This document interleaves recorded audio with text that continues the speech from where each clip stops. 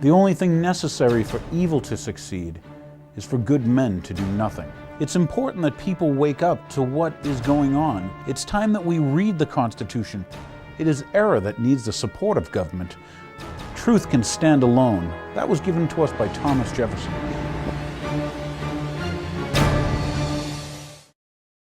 Hello everyone, and thank you for tuning in. My name is Daniel Hapney, and this is The Real Story. Tonight I got a special episode. For someone who thinks they represent me, this one's for Barney Frank. Barney, this show's for you. Okay? And for all your constituents who hopefully are watching this channel, so that they get to understand the question that I put forth. And my question for this episode: who does Barney Frank work for? There's a thought for you. I'm a constituent. He doesn't work for me. So, let me throw a couple one out there, and then that is, are you familiar with his latest and greatest great move? That's right, Barney Frank, H.R. 4173, the Financial Services, I call it the Government Takeover Bill. About 1,300 pages. And of course he did it and put it in right when everyone left for the holidays. But before we get into that, let me give you a little news, financial news, so you can put it in perspective with the Barney news. Okay? Let's see. FEMA requires tens of thousands of California homeowners to buy flood insurance, even though there is only a 1% chance of flood in the areas designated as flood zones. That's because they redrew the map. But what's important is, this is not to protect homeowners, but to help the insurance companies with their risk. Boy, does Barney get a lot of his money from insurance companies? Anyway, here's the thing, just so you see, LA Times, don't believe me. How about this one? 92% of TARP recipients still have the same management that presided over the meltdown. Hey, yeah, I remember TARP. That's the trillion, the T stands for trillions, right? Okay. Government has power as co-owner to insist on new management, but they are all cronies. Let's talk about Barney Frank, huh? Okay, that's from the Huffington Post. Don't believe me. How about, in spite of new bankruptcy laws, which I'd like you viewers here in Massachusetts to thank the dead Kennedy, okay, Ted Kennedy, and also John Kerry, because, yeah, they did the bankruptcy bill in 2006, didn't they? Okay, but anyway, besides new bankruptcy laws that make it more difficult to obtain release, thank you, Kerry and dead Kennedy, okay, from debt filings, they rise 32%, making 2009 the 7th worst year on record. And the trend continues upward. That's from the Wall Street Journal. Okay? A little bit of, we'll throw in some, just so you have a financial understanding of what's going down. Here's good news. You always say, where's the good news, Dan? Here's the good news. Iceland. 23% of voters petitioned president to veto bill that would take $5 billion in tax dollars to bail out foreign investors who lost their money to Iceland banks. Boy, isn't that just what happened here?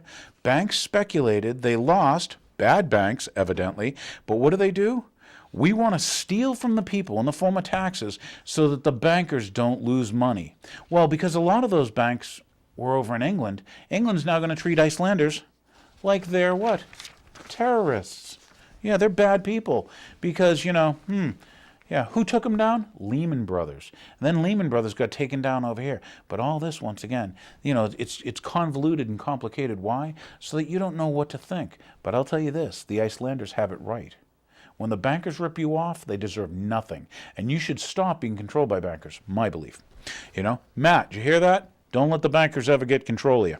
So anyway, here's another one for you. Yeah, you can see the picture too. Okay, this is the Treasury and the Federal Reserve inject another $3.8 billion into GMAC. That's right, because GM, General Motors, which is now Government Motors, right? Services bail out even more mortgage losses, okay? This makes the government the majority owner of the auto and home finance company. So your car company said, oh, I'm going to become a bank and finance home purchases, GMAC.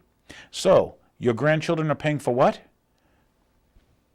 Yeah. Thanks, Barney. That's another Barney thing, because, Barney's in charge of the Financial Services Committee, right, or whatever? Okay, let's see if I got any more. Oh, here's a little more money news for you. North Korea to ban all citizens and visiting foreigners from trading or possessing foreign currency. Otherwise, no one would accept the worthless national currency. That's from the Digital Journal. Why that's important? Is that why we have legal tender laws? Boy. You have to take the money even if it's worthless, or else we'll take you to jail. How about this one? We'll be mellow on you. We'll be mellow. Majority of Americans now believe that the so-called stimulus legislation has hurt the economy instead of helping it. That's from Rasmussen. You know, the poll people? Just so you remember, Dan asked you, did you follow the money? We're going to get into that with you, Barney. Don't you worry. Okay? U.S. Financial Accounting Standards Board, FASB, changes rules to allow federal regulators to cook the books of banks to make them appear more sound than they really are. The same practice that sends private accountants to prison. But it's okay when the government does it. You get that? They don't have to go through the body scanners and show their genitalia. You do. Okay? Because they're the government. Okay, that's good. Just so you know. All right. I think I'll let you be with the news there. Let's get down into Happy Barney. Here's a little article, and I recommend you read it, okay? This is How Wall Street Bought Barney Frank, and it's by a Kevin O'Connor on Alternate. And here's some good clips and quotes that I want to show you, just so you can see for yourself, okay? This one I like. Since becoming the ranking Democrat of the House Financial Services Committee 7 years ago, he has built a formidable Wall Street donor base. How interesting, huh? You mean it wasn't my money, the constituent money? Okay. Even by Washington standards, as the housing bubble grew, so did his fundraising purse and his stature in Congress. Here's some quotes. Now, FIRE, which is financial, insurance, real estate. I'm trying to think. FIRE. I'll come up with the other one. But anyway, this just so you know, locally around here. Have you ever heard of the Weiss family? They're in Brookline, Massachusetts. It's interesting. They gave a whopping $24,000 to Barney. He received the maximum contributions of $4,800 from Kara, she's going for a master's in financial accounting or whatever, student in Seattle. From Judith, now once again, that's a college student. Okay, college student had $4,800 extra to give him.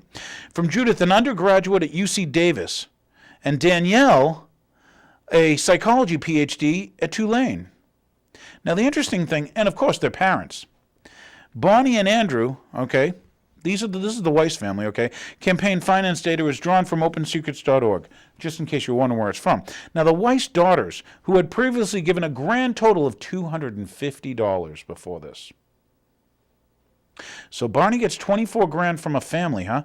And of course, these college students have extra money, $4,800, whatever to drop on Barney, okay? But their father, Andrew, is the hedge fund manager, and therefore a key constituent and a powerful chairman of the House Financial Services Committee. Yeah, wonder why people in hedge funds or whatever have their family donate the maximum amount. So Barney, my representative, and when I say that, he doesn't represent me. Barney, I think, is a loser. In case you're watching, Barney, you're a loser, and you got no huevos to come on my show. Yeah, let's talk finance, Barney. Okay, so anyway, yeah, and he's got other money from hedge fund managers like Eric Vinson and Michael Ansarda, the former Republican congressman, Mr. Baker. Anyway, what's important is more than half of Barney's money now, large percentage of it, comes from insurance companies, comes from financial institutions. It's not coming from the people. Mr. Barney, I'm a Democrat, I really care. No. What kind of legislation has he been putting forth? Let me tell you a little bit about his new bill, okay? This 4173, okay? You'll love this. The new bill, the government takes over the financial industry. Well, thank you, Barney. Boy, they took over GM. They're taking over healthcare. By the way, if you consider defense, about 30% of the GDP of the country, okay, of what we make, okay, defense-related products. And now they're going to take over healthcare, about 20% of the, that makes 50% of the economy. Now with Barney's new bill, they're going to take over the financial industry. Rather interesting, huh? At what point do we become fascism? When the government, runs everything?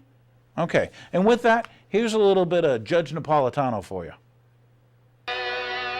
Last Saturday at 11 o'clock in the evening, the House of Representatives voted by a 5-vote margin to have the federal government manage the health care of everyone in America at a cost of over $1 trillion over the next 10 years.